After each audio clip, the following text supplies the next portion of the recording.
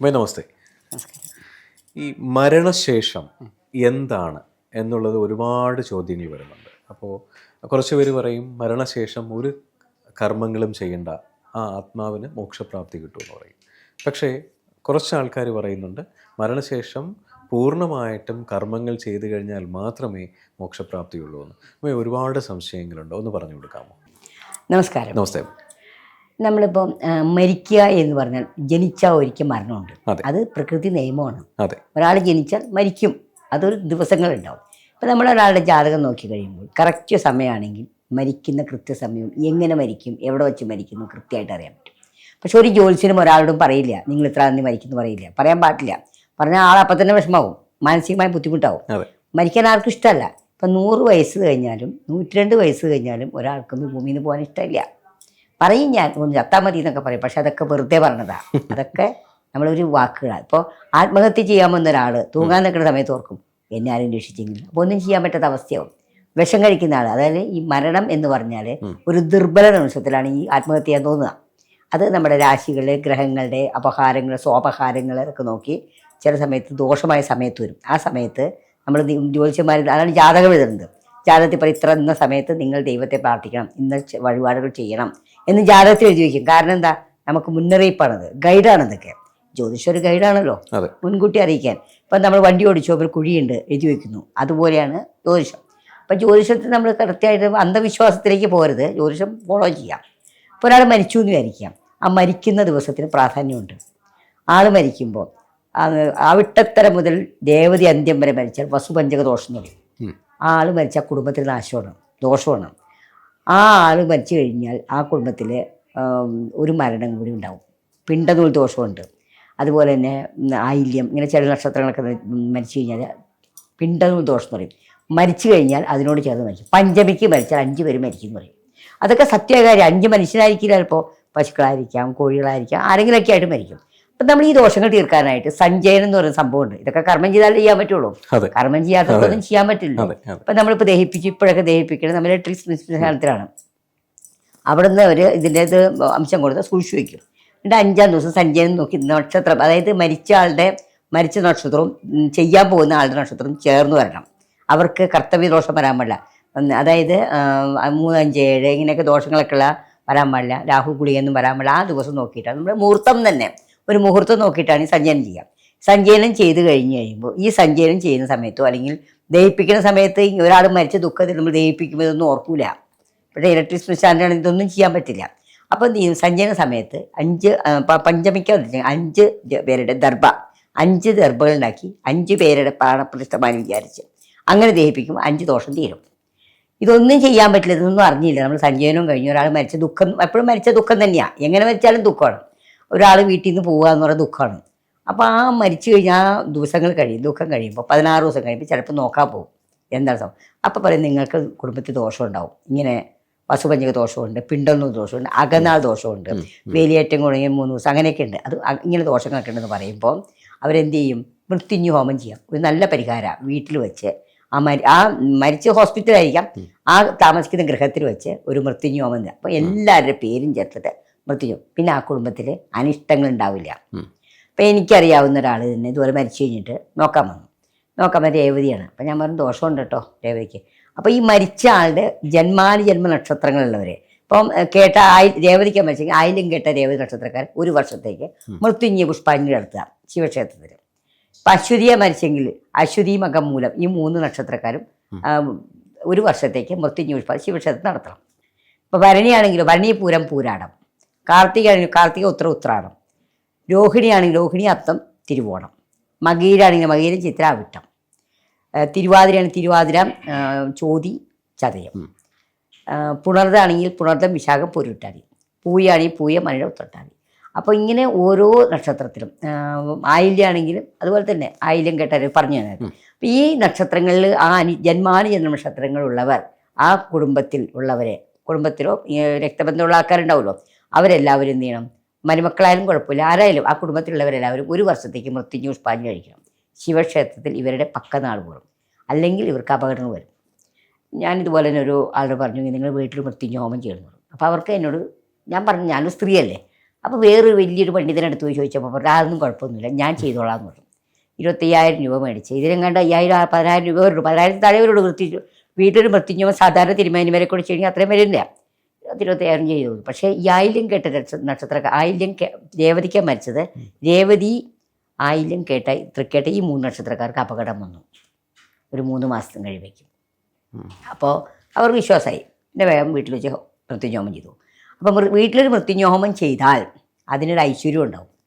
ആ മൃത്യുഞ്ജ മന്ത്രം ജപിച്ച് ആ മന്ത്രത്തിൻ്റെ ആ ധ്വനികളും അതുപോലെ തന്നെ ആ പുകയൊക്കെ വീട്ടിൽ ചെല്ലുമ്പോൾ ഒരു നെഗറ്റീവ് എനർജി മാറും.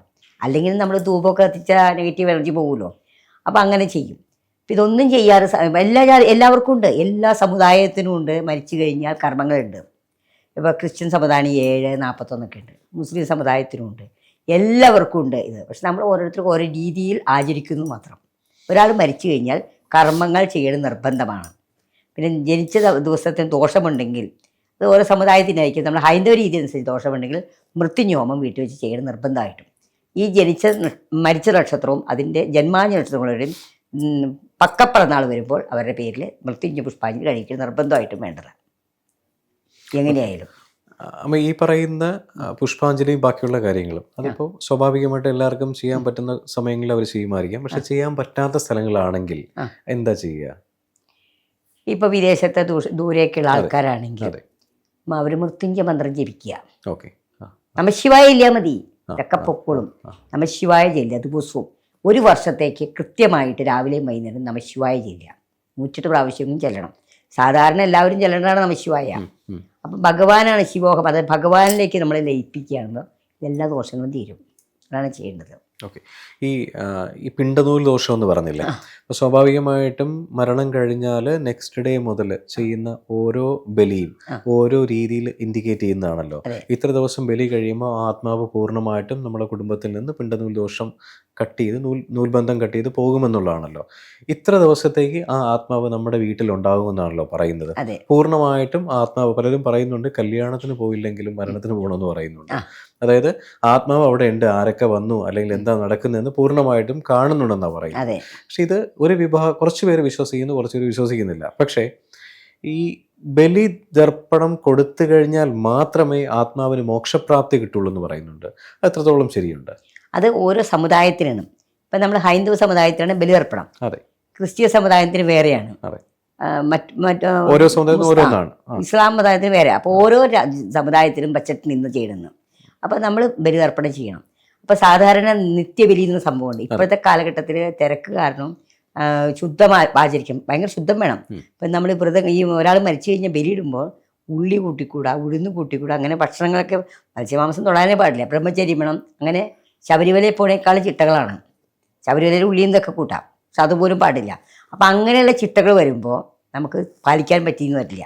അപ്പോൾ എന്ത് ചെയ്യും? 5-ാം ദിവസം അല്ലെങ്കിൽ സഞ്ചയനത്തിന് ഇവരെല്ലാം കൂടി ചേർത്തങ്ങൾ ചെയ്യും. ഇത്രയും ദിവസത്തെ മുടങ്ങിക്കിടക്കുന്നെല്ലാം ചെയ്ത് സഞ്ചയനത്തിന് തീർക്കും.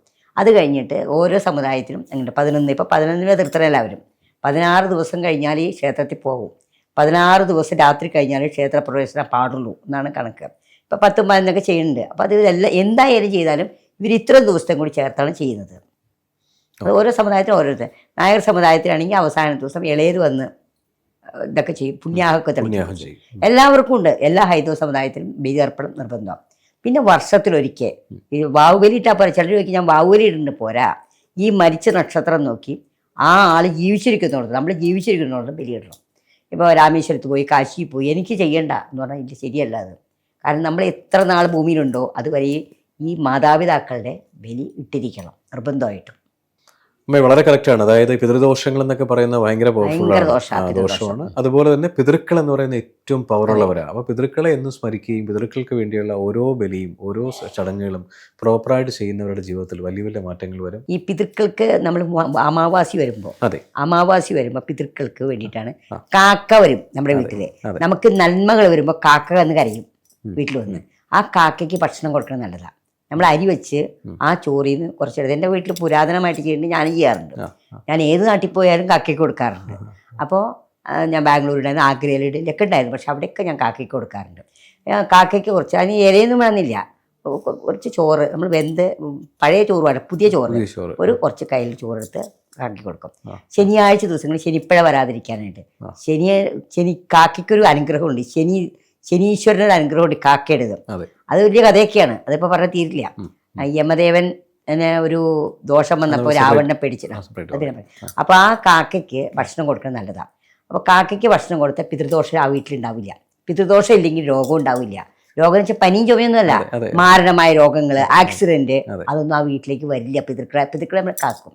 അപ്പൊ ദിവസവും കാക്കയ്ക്ക് ഭക്ഷണം കൊടുക്കുന്നത് നല്ലൊരു ശീലമാണ്, നല്ലതാണത്. ശരി, സന്തോഷം. അപ്പോൾ എല്ലാവർക്കും പിതൃക്കളുടെ അനുഗ്രഹം ഉണ്ടാവട്ടെ. പൂർണ്ണമായിട്ടും ഈ മരണശേഷം ഉണ്ടാകുന്ന കർമ്മങ്ങൾ എല്ലാം കൃത്യരീതിയിൽ പോകാൻ കഴിയട്ടെ. നന്ദി, നമസ്കാരം.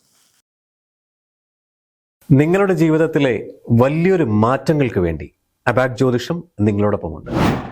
നിങ്ങളുടെ ജീവിതത്തിൽ വരുന്ന ഏത് തരം ജ്യോതിഷപരമായ, പൂജാപരമായ അല്ലെങ്കിൽ വാസ്തു സംബന്ധമായ എന്താവശ്യങ്ങൾക്കും അബാക് ജ്യോതിഷത്തിലെ കൺസൾട്ടൻറ്റുമായിട്ട് നിങ്ങൾക്ക് സംസാരിക്കാൻ ഈ താഴെ കാണുന്ന നമ്പറിൽ വിളിക്കാവുന്നതാണ്. അതിലുപരി ജ്യോതിഷപരമായ പുതിയ അറിവുകൾ നിങ്ങൾക്ക് ലഭിക്കുന്നതിന് വേണ്ടി ഈ പറയുന്ന ചാനൽ സബ്സ്ക്രൈബ് ചെയ്യാൻ മറക്കേണ്ട ആവശ്യമില്ല. Thank you.